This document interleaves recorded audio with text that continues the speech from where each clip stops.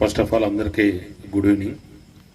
ముఖ్యంగా ఏంటంటే ఈరోజు ఒక కళా బృందం ప్రోగ్రామ్ అని చెప్పేసి మన ఎస్ఐ గారు చెప్తే నేను ఇక్కడ రావడం జరిగింది. ఈ విలేజ్ ముత్తాపూర్ ఈరోజు అటెండ్ అయిన మీ అందరికీ కూడా ముఖ్యంగా శుభానందం తెలియజేస్తున్నాను. ఏంటంటే ముఖ్యంగా అంటే నేను కూడా వచ్చి రిపోర్ట్ చేసిన తర్వాత కొన్ని విలేజ్లో ఫస్ట్ ప్రోగ్రామ్ ఇదే. అంటే నా ఫస్ట్ ఈ తాండ్రూకి వచ్చిన నేను బెల్లంపల్లి వన్ టౌన్ నుంచి వన్ టౌన్ సీఎన్ అంతకుముందు ఆ బెల్లంపల్లి వన్ టౌన్ సీఎన్ నుంచి ట్రాన్స్ఫర్ అయ్యి తాండ్రూ వచ్చిన. సో తాండ్రూ వచ్చి రిపోర్ట్ అయిన తర్వాత మొన్ననే సన్మానం అయింది. ఆ తర్వాత వచ్చినటువంటి ఫస్ట్ విలేజ్ ఏంటది ముత్తాపూర్. అంటే నాకు ఎప్పటికీ గుర్తుండే విలేజ్ ముత్తాపూర్. ఎందుకంటే ఇక్కడ నేను ఏ విలేజ్లో కూడా ఏ ప్రోగ్రామ్కి అటెండ్ కాలేదు. ఫస్ట్ ప్రోగ్రామ్ ఈరోజు అంటే నాకు మంచి లక్కీగా ఈరోజు ముత్తాపూర్ మీ అందరితోని మాట్లాడే అవకాశం కలిగింది కాబట్టి నేను హ్యాపీ ఫీల్ అవుతున్నా.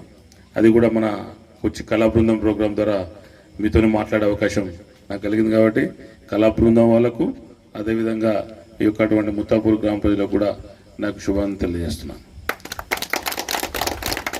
ముఖ్యంగా ఏంటంటే చాలా చక్కటి ప్రోగ్రాం. అంటే నేను ఇవ్వాలి వినలేదు కానీ ఈ ప్రోగ్రాం మేము బెల్లంపల్లి టౌన్లో నేను అంతకుముందు గతంలో ధర్మారం ఎస్ఐగా గోదార్కని మంచిర్యాల దేవాపూర్ ఇవన్నీ పోలీసులు పనిచేసినప్పుడు ఈ ప్రోగ్రామ్స్ పెట్టించినాము.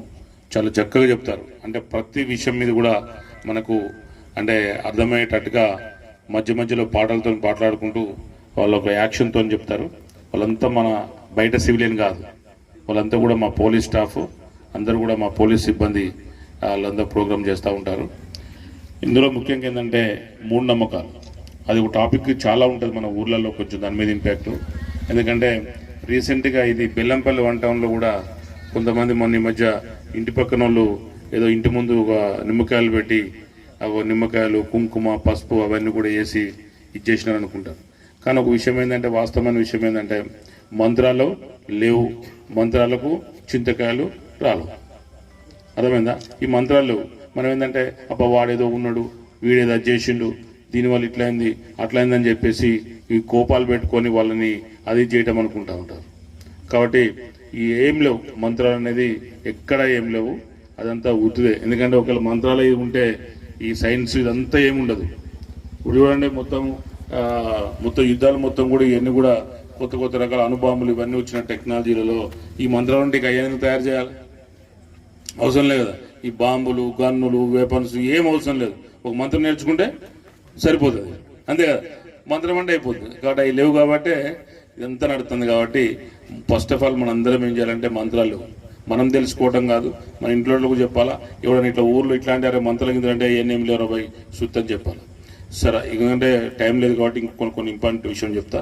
ముఖ్యంగా ఏంటంటే నవేడేస్ బాగా ప్రాబ్లం అయ్యేది సైబర్ క్రైమ్. ఎందుకంటే ఈ మధ్య అంటే ఇప్పుడు ఎస్ఐ గారు కూడా చెప్పినారు, ఓటీపీలు అడుగుతున్నారు. ఆ ఓటీపీలు మీరు అందరూ కూడా ఫోన్లు జాగ్రత్త, ఇప్పుడు అందరూ స్మార్ట్ ఫోన్ వాడుతున్నాం కాబట్టి ఈ ఓటీపీలు ఎవడైనా కూడా చెప్పొద్దు. నువ్వు చెప్పినవా మొత్తం ఖాళీ అయిపోతుంది. ఎందుకంటే ఇవాళ రీసెంట్గా నేను జన్నారం కూడా ఇట్లాంటి వ్యాపారం ఒకటి స్టార్ట్ అయింది. నిన్న పేపర్ చూసారు ఎవరిని? ఇవాళ ఈనాడులో వచ్చింది మెయిన్ పేపర్, ఫస్ట్ పేపర్లోనే పైన ఫస్ట్ ఓపెన్ చేయగానే అది స్టేట్ న్యూస్లో వచ్చింది. జన్నారంలో కూడా అంతే ఒక ఇద్దరు కూడా ఇక్కడ కంబోడియా దేశం పోతారట. ఒకడు ఏదో ఒక ఖమ్మం నుంచి కొత్తగూడెం ఒకడు, అదేవిధంగా మన జన్నారం నుంచి ఒకరు పోయి అక్కడ ఫ్రెండ్షిప్ అవుతారు. ఎక్కడ కంబోడియా దేశం అనుకున్న తర్వాత ఏమనుకుంటే వీళ్ళు సిమ్ముల్ని మనం ఐపీ అడ్రస్ చేంజ్ చేసేసి మనం చేద్దామంటే వాళ్ళు అక్కడ నుంచి వచ్చి ఇక్కడ మన జనాల్లో ఒక ఆఫీస్ పెట్టారు.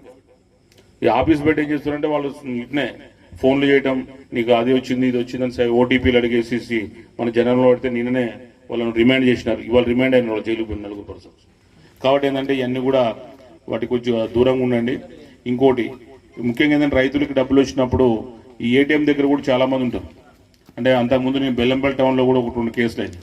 ఏటీఎం అంటే మీరు ఏటీఎం పోతారు, పోయేటప్పుడు ఏం చేస్తారంటే మీరు పిన్ నెంబర్, ఆ ఏటీఎం కార్డు యొక్క చిటీ ఉంది కదా దాని మీద బ్యాక్ దాని పిన్ నెంబర్ రాస్తారు. రాసి ఏం చేస్తారంటే ఆడికి పోయి చేస్తూ ఉంటారు. వాడు పక్కనే నుంచున్నాడు ఒకడు, వాడు డబ్బుల కోసం వచ్చి చూసి అది చేసి ఆ పిన్ నెంబర్ చూసి ఫస్ట్ రావట్లేదని చెప్పి మనకు ఒక రోజు ట్రై చేసి పంపిస్తాడు, చేసి అది చేస్తాడు. ఆ తర్వాత ఏం చేస్తాడంటే మన కార్డు మీద నెంబర్ ఉంది కదా, ఆ నెంబర్ మైండ్లో పెట్టుకుని వాడు ఏం చేస్తాడంటే ఆ కార్డుతోనే వాడు డబ్బులు గుంజేసుకుని వెళ్ళిపోతాడు. వీళ్ళకి మనవాళ్ళు పోయిన తర్వాత మనవాడు రావట్లేదని చెప్పి వాడిచ్చిన కార్డు పట్టుకొని చిన్నగా మనవాడు పోతాడు. తర్వాత వచ్చిన తర్వాత ఆ డబ్బులను కూడా డ్రా అవుతాయి. కాబట్టి ఏంటంటే ఈ ఏటీఎం మనం ఉన్నప్పుడు కూడా చూసుకోండి. తర్వాత బ్యాంక్ నుంచి కూడా ఫోన్స్ అని చెప్తారు, బ్యాంకులు ఎట్టి పరిస్థితుల్లో ఫోన్ చేయరు. కాబట్టి ఇట్లాంటి విషయాలు కొన్ని వచ్చి గుర్తుపెట్టుకోండి. అదేవిధంగా ఇలాంటి పల్లెటూళ్ళలో ఇంకా ఉన్న మూఢనమ్మకాల గురించి మరియు జనాలను అవేర్నెస్ కలిగించడం గురించి ఈ ప్రోగ్రాంలు కండక్ట్ చేయడం జరుగుతుంది. మొదటగా ఇక్కడికి వచ్చి మీ అందరికి అవేర్నెస్ కలిగించిన కళా బృందం వారికి మీ అందరి తరపున, కన్నపల్లి పేరు తరపున వారందరికీ కూడా ధన్యవాదాలు తెలియజేస్తున్నాను. నేను రీసెంట్గా ఛార్జ్ తీసుకోవడం జరిగింది. కన్నపల్లి పోలీస్ స్టేషన్ కొత్తగా వచ్చాను. నాకు కూడా ఈ విలేజ్ గురించి, ఈ యొక్క ఏ విలేజ్లో కండక్ట్ చేయాలనేది కూడా తెలియనప్పుడు మా వాళ్ళని అడిగి, ఇంతకుముందు కండక్ట్ చేసిన విలేజ్లు కాకుండా ముత్తాపూర్లో కండక్ట్ చేస్తే కొంచెం బాగుంటుంది, అక్కడ కూడా జనాలకు అవేర్నెస్ కల్పించినట్టు ఉంటుందనే ఉద్దేశంతో మన ఊర్లో ఈ ప్రోగ్రాం అరేంజ్ చేయడం జరిగింది. దీనికి చేయగారు నేనే పర్సనల్గా ఇన్వైట్ చేసిన. మీరు వస్తే జనాలతో, మా మండలంలో కొన్ని విలేజెస్ ఇంటరాక్ట్ అయినట్టు ఉంటుంది, వాళ్ళకు కూడా మంచిగా ఉంటుందనే ఉద్దేశంతో నేనే పర్సనల్గా ఇన్వైట్ చేయడం జరిగింది. దగ్గర ఇన్వైట్ చేయడం జరిగింది. ఇప్పుడు వరకు బృందం వారు మీకు చాలా విషయాల గురించి అవేర్నెస్ కలిగించారని మేము అనుకుంటున్నాం. తర్వాత వారు ఇంకేమైనా చెప్పని ఉంటే అవి కూడా మీరు తెలియజెప్పడం జరుగుతుంది. అన్ని కవర్ చేశారా? ఒకవేళ ఇంకేమైనా మిగిలిపోయి ఉంటే కూడా ఎక్కువ సమయం తీసుకోకుండా కన్క్లూడ్ చేస్తారు. తర్వాత వాళ్ళు చెప్పిన వాటితో పాటు కొన్ని విషయాలు చెప్పవాలని నేను అనుకుంటున్నా. నా దృష్టిలో ఏంటంటే, ఇప్పుడు అందరం కూడా ప్రతి ఒక్కరు బైక్ అనేది ప్రతి ఒక్కరికి ప్రతి ఇంట్లో సాధారణం అయిపోయింది. 10th ఇంటర్మీడియట్కి వచ్చేటప్పటికి ప్రతి ఒక్క పిల్లగాడికి మనం బైక్ అనేది వాళ్ళు అడుగుతున్నారు, మనం కొనిస్తున్నాం. దాంతోపాటు బైక్తో పాటు కంపల్సరీగా హెల్మెట్. వాడు ముందు మన బైక్ కొనిచ్చే ముందు వాడికి 18 ఏళ్ళు నిండుండదా లేదనే చూసుకోవాలి. మైనర్కి డ్రైవింగ్ కనుక చేస్తే అది చాలా పెద్ద శిక్ష. మైనర్కి బైక్ ఇచ్చినట్లయితే తండ్రి మీద కూడా, బైక్ ఇచ్చిన వ్యక్తి మీద కూడా కేసు రిజిస్టర్ చేయడం జరుగుతుంది. కాబట్టి దయచేసి అదొకటి గుర్తుపెట్టుకోవాలి. బైక్ కొనుక్కున్నప్పుడు బైక్కి సంబంధించిన అన్ని కాగితాలు కూడా కంపల్సరీగా అందరు పెట్టుకోవాలి. ముఖ్యంగా హెల్మెట్ కూడా కంపల్సరీగా అందరు పెట్టుకోవాలి. కొంతమంది ఏమంటున్నారంటే, విలేజే కదా సార్, ఇది ఇక్కడికే సార్ వెళ్తున్నాం సార్ అని అంటున్నారు. అట్లా ఎప్పుడు కూడా నెగ్లెక్టివ్ ఉండొద్దు. 100% అందరు కూడా హెల్మెట్ పెట్టుకోవాలి. తర్వాత ఇంకా ఈ మధ్య కాలంలో ఎక్కువ అవుతున్న నేరాలు అందరికీ తెలిసిందే. OTP, cyber crime.